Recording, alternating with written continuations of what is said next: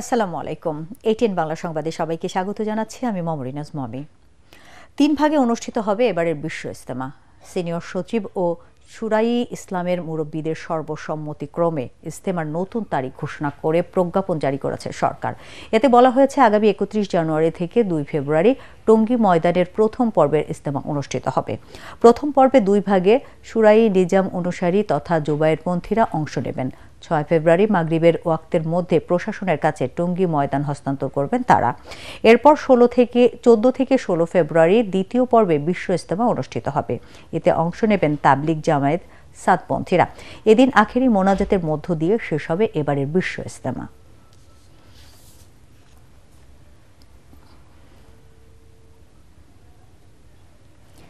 BNP গণতন্ত্র প্রতিষ্ঠার ধারক মন্তব্য করে দলটির স্থায়ী কমিটির সদস্য মির্জা আব্বাস বলেছেন, যারা বিএনপির উদ্দেশ্য নিয়ে প্রশ্ন তুলবে তাদের লক্ষ্যই ভালো নয়। 111-এ বিএনপি সবচেয়ে বেশি ক্ষতিগ্রস্ত দাবি করে তিনি সতর্ক করেন, তাদেরকে ভিন্ন শিবিরে ঠেলে দিয়ে ফায়দা হাসিলের পরিণতি ভালো হবে না। দলের আরেক নেতা রুহুল কবির রিজভী বলেন, অন্তর্বর্তী সরকারের ভেতরে দল গঠনের উদ্যোগে তাদের নিরপেক্ষতা নিয়ে প্রশ্ন উঠেছে। কামরুজ্জামান রাজীবের রিপোর্ট। বিএনপি চেয়ারপারসন বেগম খালেদা জিয়ার ছোট ছেলে আরাফাত রহমান কোকোর 10ম মৃত্যুবার্ষিকী উপলক্ষে নয়াপল্টনে দলের কেন্দ্রীয় কার্যালয়ে এই দোয়া মাহফিল। এতে বিএনপির বিভিন্ন স্তরের নেতা কর্মী সহ সিনিয়র নেতারা অংশ নেন। দলের স্থায়ী কমিটির সদস্য মির্জা আব্বাস অভিযোগ করেন, জিয়া পরিবারকে নিঃশেষের অংশ হিসেবেই কোকোকে পরিকল্পিতভাবে হত্যা করা হয়েছিল। এ সময় যারা বিএনপিকে আওয়ামী লীগের সাথে তুলনা করছে তাদের উদ্দেশ্য নিয়ে প্রশ্ন তোলেন তিনি। তার দাবি 111-এর সময় বিএনপি সবচেয়ে বেশি ক্ষতিগ্রস্ত হয়েছে। কেউ বলছে বিএনপি নাকি 111 আনার পায়তারা করছে। তাদের উদ্দেশ্যে বলতে চাই, 2007 সালের 1/11 যে ভয়াবহ পরিণতি, এটা বিএনপির চাইতে কেউ বেশি ভোগ করে নাই। আপনারা এই ধরনের কথাবার্তা, সংঘাত, বিভেদ এই 5ই আগস্টের পরে আজকে যদি করতে থাকেন তাহলে কিন্তু দেশে গণতন্ত্র কোনদিন চেহারা দেখবে না। বিএনপিকে যারা ভিন্ন শিবিরে ঠেলে দিয়ে ফায়দা হাসিলের চেষ্টা করছেন, এটার পরিণতি কিন্তু ভালো হবে না। এর আগে বনানী কবরস্থানে নেতাকর্মীদের নিয়ে কোকোর সমাধিতে শ্রদ্ধা জানান বিএনপির সিনিয়র যুগ্ম মহাসচিব রুহুল কবির রিজভী। পরে সাংবাদিকদের সাথে কথা বলতে গিয়ে তিনি বলেন, নির্বাচন নিয়ে গড়িমসি করায় অন্তর্বর্তী সরকারের নিরপেক্ষতা নিয়ে প্রশ্ন উঠেছে। গড়িমসি কেন ডেডলাইন নেই? কেন হাসিনার কথার পুনরাবৃত্তি হবে যে আগে সংস্কার পরে নির্বাচন? সরকারের ভিতর থেকে কেউ রাজনৈতিক দল গঠন করার চেষ্টা করছে। তাহলে তো সরকারের নিরপেক্ষতা নিয়ে জনগণ প্রশ্ন করতেই পারে, মানুষ প্রশ্ন করতেই পারে। অন্যান্য রাজনৈতিক দল যারা গণতন্ত্রের জন্য আন্দোলন করেছে তারা মনে করবে অন্তর্বর্তীকালীন সরকার কোনো ধরনের একটা মাস্টার প্ল্যানের মধ্যে অন্তর্ভুক্ত রয়েছে। বিএনপি গণতন্ত্র প্রতিষ্ঠায় অঙ্গীকারাবদ্ধ দাবি করে রিজভী বলেন, বিরূপ কথাবার্তা বলে বিএনপির ভাবমূর্তি নষ্টের পায়তারা চলছে। কামরুজ্জামান রাজীব, এটিএন বাংলা, ঢাকা।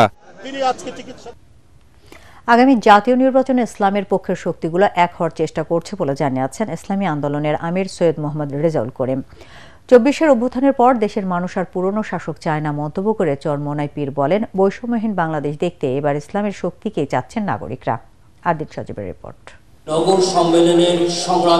5 আগস্টের অভ্যুত্থানে দেশের রাজনীতিতে বড় ধরনের পরিবর্তনের পর জনমনে একদিকে নানা আকাঙ্ক্ষা তৈরি হয়েছে, অন্যদিকে রাজনৈতিক দলগুলোরও তৎপরতা বেড়েছে। কোনো কোনো ক্ষেত্রে গণঅভ্যুত্থানে নেতৃত্ব দেয়া ছাত্রদের সঙ্গে অন্যতম বড় রাজনৈতিক দল বিএনপির বিপরীতমুখী অবস্থান সামনে এসেছে। এসব নিয়ে রাজনৈতিক দলগুলো নানা কথা বলছে। প্রধান রাজনৈতিক দলটি তারা বিকল্প গ্রহণ করতে পারছে না, মেনে নিতে পারছে না। আমরা বলবো আপনারা রিয়েলিটি মাইনা নেন। জনগণ বিকল্প চাচ্ছে। বিগত সরকারগুলোর যে শাসন ব্যবস্থা তারা দেখেছে, তারা চরম বিরক্ত হয়েছে। আর তারা পূর্বের অবস্থায় ফিরে যেতে চায় না। যদি 30 লক্ষ লোক শহীদ হয়ে থাকে 71-এ, ধরে 30 লক্ষ লোকের তালিকা জাতির সামনে প্রকাশ করতে হবে। কারণ আমরা মিথ্যার উপরে আলোচনা করে গুনাহ করতে চাই না, কবিরা গুনাহ করতে চাই না। যাদের নাকি ব্যক্তি দলীয় স্বার্থকে অগ্রাধিকার দেয় দেশের চেয়ে, মানবতার কল্যাণের চেয়ে, আমাদেরকে সিঁড়ি বানিয়ে ওরা ক্ষমতার মসনদে উঠে তারা এই সুন্দর দেশটাকে 5 বার দুর্নীতিতে চ্যাম্পিয়ন, চোরের দিক থেকে ফাঁস বানিয়েছে। ওই স্বার্থান্বেষী মহলদের আর আমরা সিঁড়ি হিসাবে পরগাছা না হই। রাজধানীর ইঞ্জিনিয়ার্স ইনস্টিটিউশন মিলনায়তনে ইসলামী আন্দোলন বাংলাদেশের আমির সৈয়দ মোহাম্মদ রেজাউল করিম বলেন, দেশের মানুষ অনেক শাসক দেখেছে, এবারের নির্বাচনে তারা ইসলামকে সামনে এগিয়ে নেবে, সেজন্য ইসলামী শক্তিকে এক করার চেষ্টাও জোরালো হয়েছে। বাংলাদেশের ভিতরে যে ইসলামের দলগুলো রয়েছে, সমমনা দল, আমরা সবাই আলহামদুলিল্লাহ নির্বাচনের সময় যেন ইসলামের পক্ষে একটু বাক্স পাঠাতে পারি, এই উদ্দেশ্য নিয়ে আমরা কিন্তু বিভিন্ন পর্যায়ে কাজ করতেছি এবং বর্তমানে চলমান রয়েছে। আলহামদুলিল্লাহ দোয়া করতে থাকেন, আল্লাহ যেন কবুল করে। আশা তো করি আল্লাহর রহমতে ভালো একটা ফল আল্লাহ আমাদেরকে দান করবেন। দলটির নগর সম্মেলনে 2025-26 সেশনে নতুন সভাপতি মনোনীত হয়েছেন ইমতিয়াজ আলম এবং সেক্রেটারি হয়েছেন আব্দুল আউয়াল। আদ্দিন সজীব, এটিএন বাংলা, ঢাকা। 13তম গ্রেড থেকে 10তম গ্রেডে উন্নীত করার দাবিতে শিক্ষক সমাবেশ করেছে সরকারি প্রাথমিক বিদ্যালয়ের সহকারী শিক্ষকরা।